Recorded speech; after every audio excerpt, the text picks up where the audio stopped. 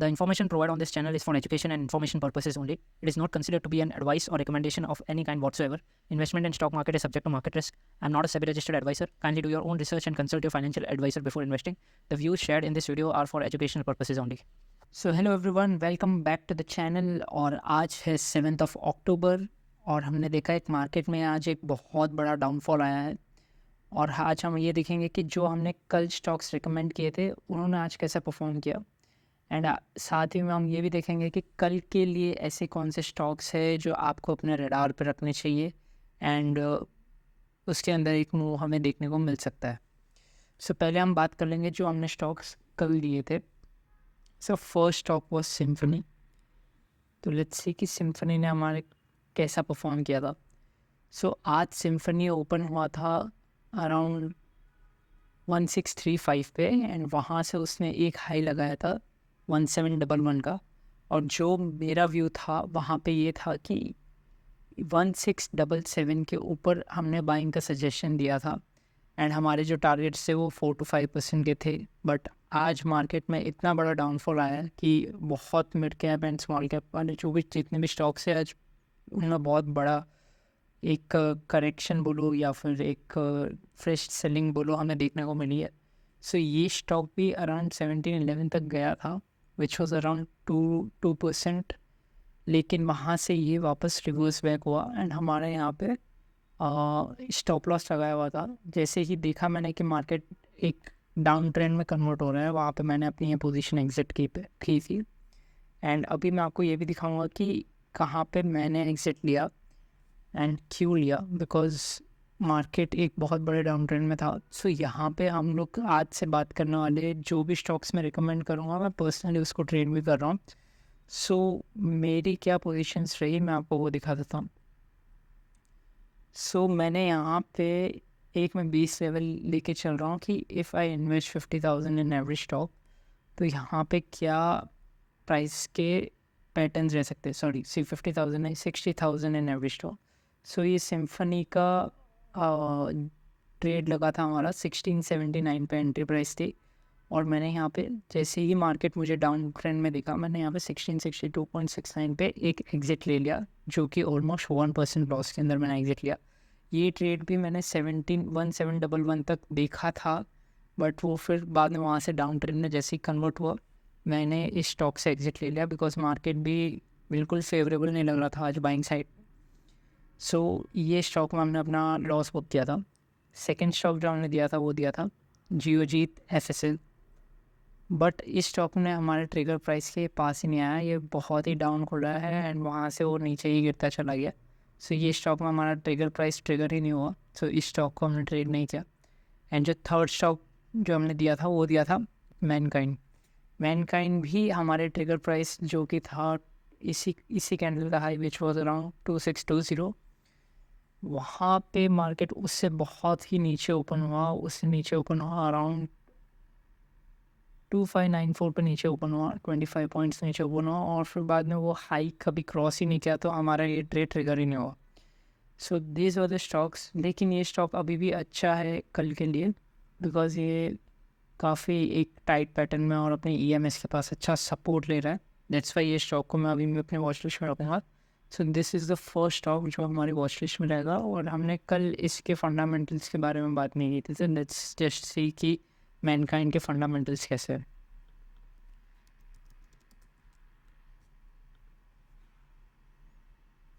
सो EPS trend और price trend देखे तो इट्स फेयर इनफ, ज़्यादा भी हाई नहीं है एंड ज़्यादा लो भी नहीं है ऐसे मार्केट में जहाँ पे मार्केट लो ही लोस क्रिएट कर रहा है। सो EPS और इन सब से कंपैरिजन करें तो दिस इज़ क्वाइट इंक्रीजिंग। जो अर्निंग पर स्ट्रेंथ है वो 11 से 13 तक गई है विच इज़ क्वाइट डिसेंट, और जो इसके सेल्स के फिगर है वो भी हमारे इंक्रीज़ होते हुए दिख रहा है। सो ये स्टॉक हमें अपने वॉच लिस्ट में रखना चाहिए, दैट इज़ मैनकाइंड, जो कल भी मैंने रिकमेंड किया था। एंड जो नए आज जैसे आपको पता है कि मार्केट अभी डाउन ट्रेंड में कन्वर्ट हो चुका है, सो जो भी मोमेंटम हो आप उसको ट्रेड कीजिए, ज़्यादा होल्डिंग अभी मत ले जाइए। जो भी आपकी पोजीशन साइजिंग है उसे भी आप हाफ पे रिड्यूस कर दे। जैसे ही मार्केट अच्छा होगा वैसे आप अपने पोजीशन साइज फुल भी कर सकते हैं एंड फिर होल्डिंग के लिए भी हम देख सकते हैं, स्विंग ट्रेडिंग के लिए भी देख सकते हैं। लेकिन अभी जो मार्केट है उसमें अगर आपको कोई मोमेंटम मिल रहा है तो आप उस पे कैप्चर कीजिए। लेकिन अगर आपके ट्रेड आपके मोमेंटम में जाके वापस ऑपोजिट में भी आ रहा है, जैसे आज सिम्फनी में हुआ, मोमेंटम में गया बट देन वापस ऑपोजिट आके आपका स्टॉप लॉस हिट कर रहा है, तो स्टॉप लॉस दे दीजिए, क्योंकि आपको नहीं पता ये मार्केट कितना करेक्ट हो सकता है। एंड हमें अपना पैसा ब्लॉक नहीं करना है, इसलिए आप अपने सेटअप्स को ट्रेड कीजिए एंड जहाँ स्टॉप लॉस आ रहा है वो स्टॉप लॉस दे दीजिए, जहाँ टारगेट आ रहा है वहाँ टारगेट ले लीजिए। और आप जितना टारगेट ट्रेल करेंगे उतना बेटर है। और अभी जैसे मोमेंटम ही कैप्चर करना है तो मैं यही रिकमेंड करूँगा कि आप स्विंग में ना जाके बस मोमेंटम कैप्चर करने के लिए सोचिए। सो जो कल के स्टॉक्स है वो मैं डिस्कस कर लेता हूँ। फर्स्ट है सुंदरम फाइनेंस। सुंदरम फाइनेंस इसीलिए बिकॉज ये इसका जो रिलेटिव स्ट्रेंथ है, मार्केट इतना डाउनफॉल आ रहा है स्टिल ये स्टॉक जो है वो अपने हाइस के ऊपर मेंटेन हो रहा है। एंड यहाँ पे इसने काफ़ी होल्ड भी किया है, एंड इफ एक और दिन होल्ड करता है तो अच्छी बात है। लेकिन अगर ये यहाँ से निकलता है तो we can capture a short momentum on this side. अभी जो आप टारगेट्स है वो मोमेंटम बेस्ड रखना, मतलब आपके जो स्टॉप लॉसेज है वो ट्रेल करते जाना हर 5 मिनट के कैंडल के लो पे, क्योंकि अगर मार्केट कहीं से भी रिवर्स हुआ तो आपका जो प्रॉफिट है वो सिक्योर रहेगा। एंड जो स्टॉप लॉस रहेगा वो भी आप फिक्स करके चलें। अगर आपको वो ट्रेल करना नहीं आता तो आप फिक्स करके आप स्टॉप लॉस अराउंड 2% का स्टॉप लॉस आप फिक्स करके चल सकते हैं।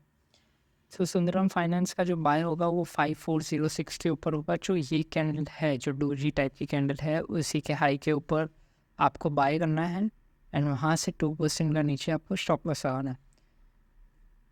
एंड इसके हम अभी फंडामेंटल्स डिस्कस करते हैं।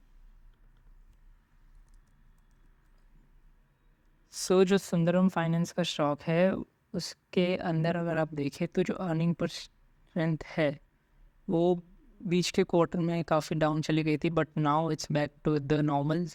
एंड ये काफ़ी एक अच्छा स्टॉक हो सकता है बिकॉज इसकी जो earning percent that is increasing. And यहाँ पे हम देखें तो इसके जो सेल्स के फिगर है वो भी काफ़ी डिसेंट है। सो हम इस स्टॉक को अपनी वॉच लिस्ट में रख सकते हैं। अगर हम देखें तो इसका जो रिलेटिव स्ट्रेंथ है that is 71, which is fair enough, not too high not too low, but ये मार्केट एक डाउन ट्रेंड का है तो 71 is also great price strength.